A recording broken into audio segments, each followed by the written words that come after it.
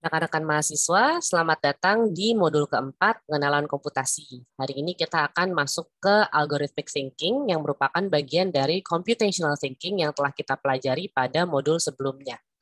Baik, jadi kita langsung saja ke materinya ya. Sebelum kita masuk ke algorithmic thinking, perlu diketahui bahwa inti dari atau tugas dari seorang developer itu apa sih sebenarnya? Jadi tugasnya itu adalah untuk menuangkan ide dalam bentuk algoritma. Yang algoritma sendiri pada intinya adalah dia merupakan langkah-langkah atau urutan-urutan prosedur gitu ya. Dan prosedur ini harus dilaksanakan sesuai dengan urutannya untuk memecahkan masalah tersebut. Jadi kalau misalnya dikerjain harusnya 1, 2, 3, tapi kalian kerjanya 3, 2, 1, itu nggak akan selesai masalahnya. Jadi di sini kalian akan dilatih untuk berpikir secara algoritmik. Nah, tujuan dari perkuliahan ini itu apa sih? Yang pertama tentunya kalian harus mampu menjelaskan konsep algoritma sebagai teknik computational thinking dalam pemecahan persoalan. Kalian sudah tahu ya computational thinking sebelumnya, yang pertama itu apa? Yang pertama itu kalian harus bisa mendekomposisi persoalan. Jadi persoalan yang besar, kalian potong-potong menjadi sub-sub persoalan, jadi kalian bisa nyelesain itu pelan-pelan. Jadi nggak langsung persoalan gede diselesaikan saat itu juga. Lalu setelah Anda dekomposisi persoalan, kalian lihat dari persoalan ini ada nggak ya pattern-nya gitu, ada nggak sih pola-pola tertentu yang kayaknya kok polanya berulang ya gitu. Kayaknya kalau misalnya memang berulang bisa deh diselesaikan dengan cara yang sama gitu. Setelah kalian lihat, oke ada pattern yang sama, baru masuk ke abstraksi dan generalisasi. Siapa tahu ada tahap-tahap yang kayaknya tahap ini dibuang aja deh karena terlalu spesifik, biar solusinya bisa mencakup lebih banyak lebih banyak elemen gitu misalnya. Baru semua itu sudah ada, kalian tuangkan ide-ide kalian dalam bentuk algoritma. Seperti itu. Nah, selanjutnya kalian harus mampu menjelaskan konsep algoritma gitu ya. Jadi konsep-konsep algoritma ini diantaranya adalah sequential control. Jadi kalian harus tahu sequence ya, kalian harus taat terhadap aturan. Aturan itu bukan bukan hanya aturannya apa saja, tapi lagi-lagi urutannya gitu ya. Nggak bisa kalian mengerjakan tahap 1, 2, 3, harusnya 1, 2, 3 gitu ya, tapi kalian ngerjainnya 3, 2, 1. Itu permasalahannya nggak akan selesai kalau caranya seperti itu. Lalu ada yang namanya selection atau pilihan gitu ya. Nah, pilihan ini biasanya di percabangan. Kalau misalnya kalian lihat di video saya di segmen terakhir, di modul ketiga, itu adalah if gitu ya. Jadi kalian tuh mau milih yang mana gitu kan, milih ke kanan atau ke kiri misalnya, atau yes or no gitu kan, atau misalnya kalian pengen bikin pilihannya 5 gitu, nggak cuma 2 gitu ya. Lalu ada repetisi atau loop gitu ya. Jadi ada beberapa hal yang bisa diulang dan control abstraction gitu ya. Jadi mana aja yang bisa diabstraksi gitu ya, mana yang bisa kayak oh ini kayaknya bisa digeneralisasi aja deh gitu kan, dibikin abstrak aja gitu. Nah, jadi semua konsep ini dilakukan untuk mendekomposisi secara algoritmik solusi untuk persoalan sederhana. Tuh. Dan yang terakhir, Anda harus mampu menerjemahkan konsep algoritma sederhana dalam bentuk konseptual tool gitu ya. Bisa dalam bentuk flowchart, activity diagram, atau pseudocode. Nah, nanti kita akan lebih banyak belajar terkait flowchart atau pseudocode gitu ya. Activity diagram ini nanti akan ada contohnya, tapi kita nggak akan banyak pakai gitu ya. Nah, ini adalah konsep yang kita sempat bahas di pertemuan pertama gitu ya. Jadi tadinya tuh antara user dengan komputer hardware itu kita nggak bisa saling bicara. Kenapa? Karena hardware nggak ngerti kita, kita pun nggak ngerti hardware gitu loh. Kita nggak bisa nyuruh si hardware ini menghitung sesuatu tanpa adanya sesuatu di antaranya. Dan sesuatu di antaranya itu apa? Dia adalah software gitu kan.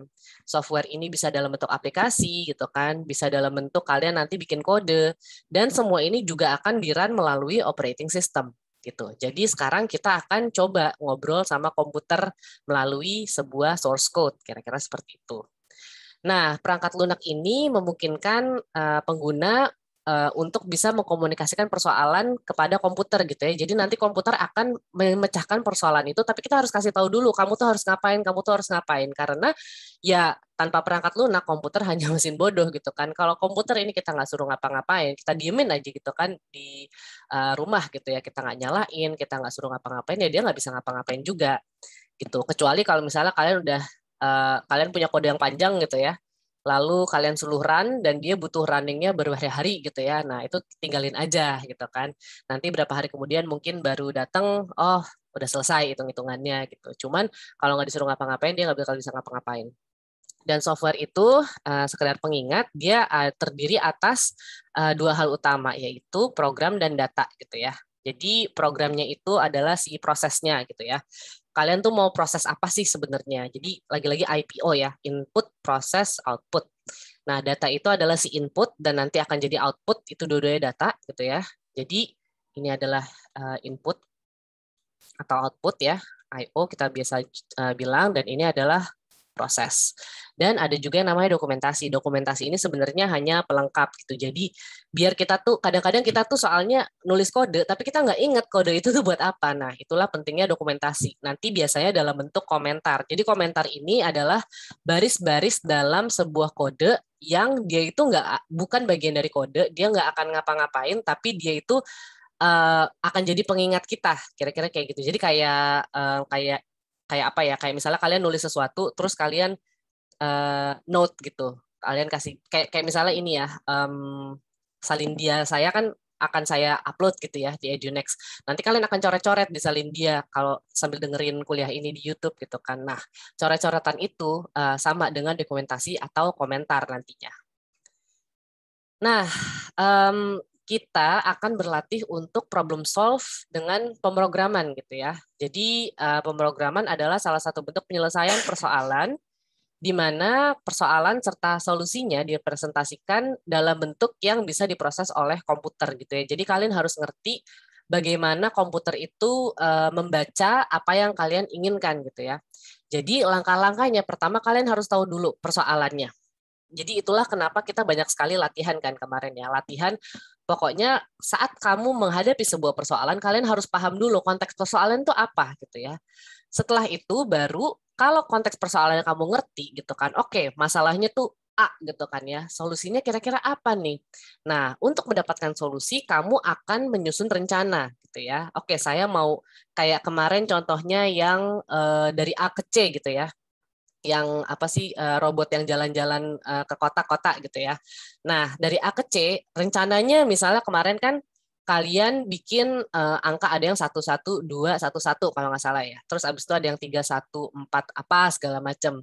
Nah, itu adalah algoritma sebenarnya. Kalian sudah berpikir secara algoritmik karena nggak mungkin kalian tuh langsung pokoknya mau A ke C gitu, kalian cuma kasih angka 5, nggak jadi gitu. Dia nggak akan kemana-mana. Dia harus ada dari sini ke berapa, ke berapa, ke berapa, ke berapa, dan seterusnya. Kira-kira seperti itu. Setelah kalian udah nyusun algoritmanya, baru kalian bisa susun solusi berdasarkan rencananya. Kayak gitu ya. Jadi kalian udah tahu algoritmanya apa, baru kalian tulis dalam bentuk program komputer gitu ya. Jadi memang kalau misalnya kalian sudah advance gitu ya, memang biasanya langsung nulis aja gitu kan, langsung nulis. Cuman di tahap sekarang, biar kalian bisa mengerti program kalian itu ngapain, kalian bikin algoritmanya dulu, baru kalian tulis programnya. Karena kalau kalian tulis programnya langsung, nanti kalian bingung gitu, mana yang perulangan, mana yang kondisional gitu kan, di mana kalian harus berhenti dan sebagainya. Dan kapan program itu tuh selesai. Itu kalian kadang-kadang nggak tahu kalau kalian nggak mulai dari bikin algoritmanya dulu. Dan akhirnya kalau solusinya udah ada, kalian evaluasi gitu kan. Bener nggak solusinya gitu. Misalnya kamu ngasih persoalan yang gampang dulu gitu ya. Kamu ngasih input, pokoknya programnya kamu pengen bikin dia punya input 2 angka gitu. Angka nanti usernya yang masukin angka, misalnya ya usernya masukin 0 sama 2. Lalu program kamu itu akan menjumlahkan kedua angka tersebut. Jadi 0 tambah 2 gitu misalnya ya. Solusinya adalah 2 gitu ya. Kalau ternyata program kamu solusinya bukan 2, sementara kamu tahu kan 0 tambah 2 itu pasti 2. Nah, berarti ada yang salah dengan kode pemrograman kamu. Entah itu ada di baris mana. Kira-kira seperti itu. Nah, sekarang gitu ya, berdasarkan pemahaman terhadap persoalan, programmer itu menyusun daftar persoalan dan mendekomposisi jadi sub-sub persoalan gitu ya. Jadi lagi-lagi gitu ya, misalnya kamu mau menghitung luas atau bukan luas deh, volume gitu ya, volume 5 buah kubus gitu misalnya ya. Masing-masing kubus memiliki apa namanya panjang sisi masing-masing gitu. Nah, berarti kan kalian dibagi-bagi dulu ya. Nah, berarti dihitung dulu masing-masing kubus ini kira-kira volumenya berapa, baru nanti semuanya dijumlahkan. Kira-kira seperti itu. Nah, jadi setiap sub persoalan berpotensi untuk menjadi modul program. Dan modul-modul program ini nanti akan disusun dalam subprogram gitu ya. Jadi nanti kita akan bahas lebih lanjut. Tapi intinya kalian ngerti ya bahwa kadang-kadang sebuah permasalahan itu nggak bisa solusinya cuma satu baris. Kadang-kadang kita perlu beberapa baris, dan beberapa baris itu kita bisa blok-blok. Oh, oke, ini blok pertama, ini blok kedua, ini blok ketiga, dan itu adalah si sub-sub persoalan tersebut gitu ya. Dan sistem kita adalah top-down design gitu ya. Jadi pokoknya persoalan besarnya apa, dibagi dua, habis itu dibagi dua lagi, kalau perlu bagi tiga, bagi berapa, biar nanti sub-sub persoalan ini akan menyelesaikan si sub-sub persoalan ini satu-satu dulu, baru nanti akhirnya semua persoalan selesai. Dan inilah yang mendasari kita dalam membentuk suatu algoritma. Kira-kira seperti itu. Nah, kalau kalian ingat, ini sudah saya sampaikan ya di segmen terakhir kuliah sebelumnya. Jadi lagi-lagi algoritma itu merupakan himpunan prosedur langkah per langkah gitu ya. Jadi dia prosedur, dia langkah per langkah yang ditulis untuk menyelesaikan suatu persoalan atau subpersoalan. Dia itu bisa ditulis dalam pseudocode atau flowchart. Nanti kita akan belajar ya pseudocode itu bentuknya seperti apa, flowchart itu bentuknya seperti apa. Dan dia itu disusun dengan memanfaatkan control structure gitu ya. Dan dia akan menentukan bagaimana urutan langkah itu dieksekusi. Pertama, kalian harus tahu sequence-nya ya. Jadi urutan-urutannya lagi-lagi jangan berantakan gitu ya. Kalian harus tahu mana yang dikerjakan duluan, mana yang bisa belakangan. Lalu ada yang namanya kondisional. Kondisional ini adalah percabangan gitu ya. Kalian mau milih mana, kanan atau kiri misalnya. Atau kalian misalnya misalnya lampu merah gitu kan, ada 3 pilihan, merah, kuning, atau hijau gitu kan. Itu adalah kondisional atau percabangan. Lalu ada juga yang namanya repetition atau loop gitu ya. Dia adalah pengulangan. Nah, langkah mana yang kira-kira diulang gitu kan. Oke, itu diulang sampai selesai gitu ya, sampai tahap tertentu gitu kan. Habis itu baru end. Kira-kira seperti itu.